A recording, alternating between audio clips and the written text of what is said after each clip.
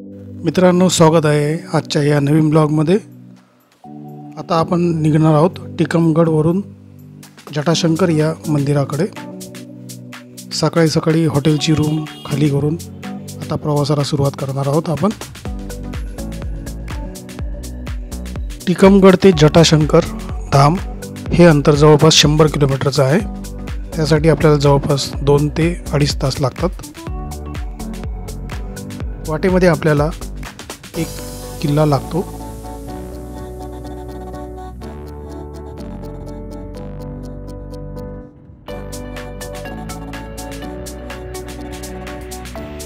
आता आपण पोहोचलो आहोत बलदेवगड येथे।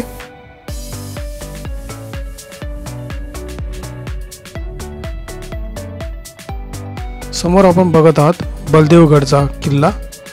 खूपच सुंदर असा किल्ला आहे।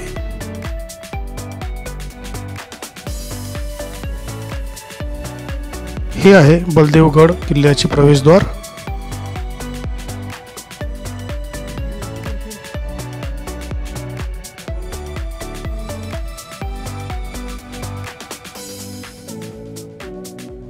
किल्ल्याच्या सभोवती केलेले गार्डन आपण बघत आहात।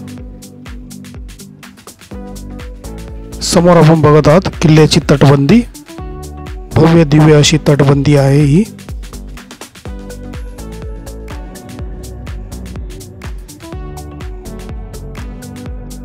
आता आपण पोहोचलो आहोत दसन नदी जवळ।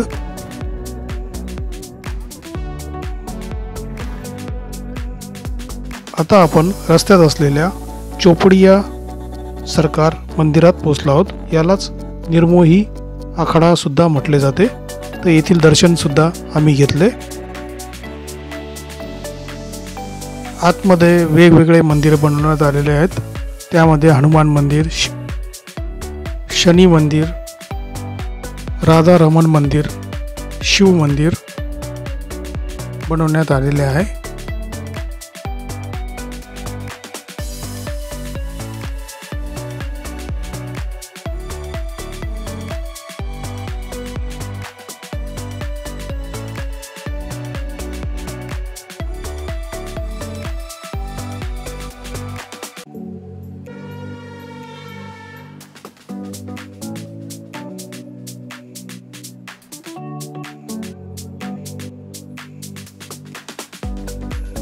रस्त्याने आपल्याला जटाशंकर धामची अशी कमान पाहायला मिळते। सागर छत्तरपूर या महामार्गाच्या आतमध्ये आपल्याला 15 किलोमीटर जायचे असते। तर हे आहे तेथील प्रवेशद्वार। समोर आपण आता बघू शकता सुंदर असे डोंगर, यामध्येच आहेत जटाशंकरचे मंदिर। तर मित्रांनो, आता आपण पोहोचलो आहोत जटाशंकर धाम येथे। तर चला दर्शन घेऊया। मंदिराच्या वाटेमध्ये आपल्याला अशी प्रसादाची दुकाने पाहायला मिळतील।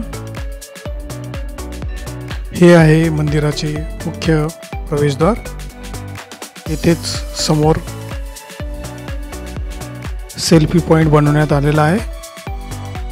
तसेच भव्य अशी शंकराची मूर्ती आपल्याला पाहायला मिळते। मंदिरात जाण्यासाठी जवळपास 150 ते 200 पायऱ्या आहेत।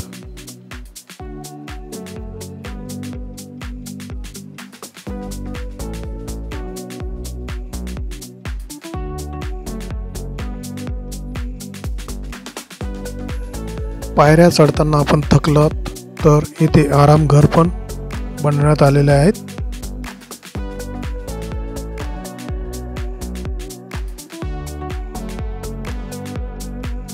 मंदिरात जाण्यापूर्वी आपल्याला असे एक भव्य कुंड पाहायला मिळते।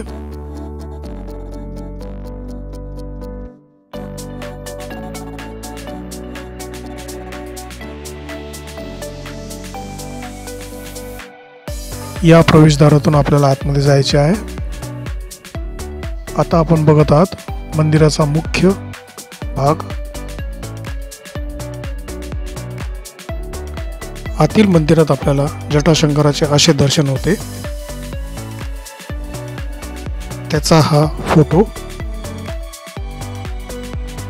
दर्शन घेतल्यावर आपल्याला या छोट्याशा गुफेतून जावे लागते। आतमध्ये आपल्याला शंकराच्या पिंडी पाहावयास मिळतात। या मंदिराला बुंदेलखंडचे केदारनाथ सुद्धा म्हटले जाते।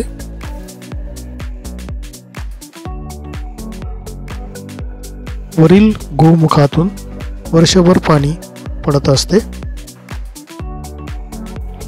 येथे असलेल्या तलावातील पाण्याने आंघोळ केल्यावर अंगावर असलेले पांढरे डाग नाहीसे होतात अशी आख्यायिका आहे। त्यामुळे भाविक येथे आल्यावर आंघोळ करतातच।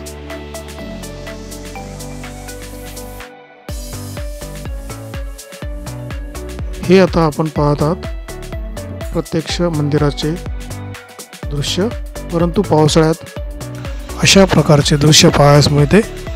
इथून येणारे पाणी मंदिराच्या सर्व पायऱ्यांवरून खालपर्यंत पोहोचते।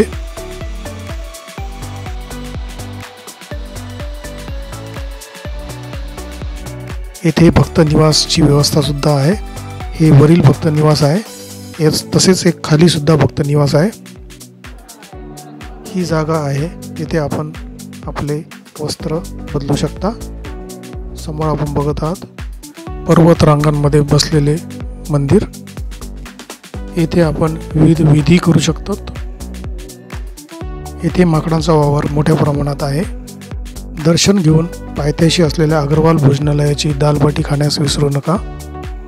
समोर आपण बघत आहात ते आहे भक्त निवास। त्याच्याच समोर असलेल्या सेल्फी पॉइंटवर आम्ही सुद्धा फोटो काढला। मंदिराकडे जाणाऱ्या रस्त्यावर आपल्याला भव्य असे त्रिशूळ पाहायला मिळते। आता आपण पोहोचलो आहोत बिजावर शहरामध्ये। समोर आपण बघत आहात राजा का तालाब, तसेच येथील किल्ला। बिजावर येथून निघून आम्ही सागर, नरसिंगपूर, शिवनी मार्गे वर्ध्याला पोहोचलो।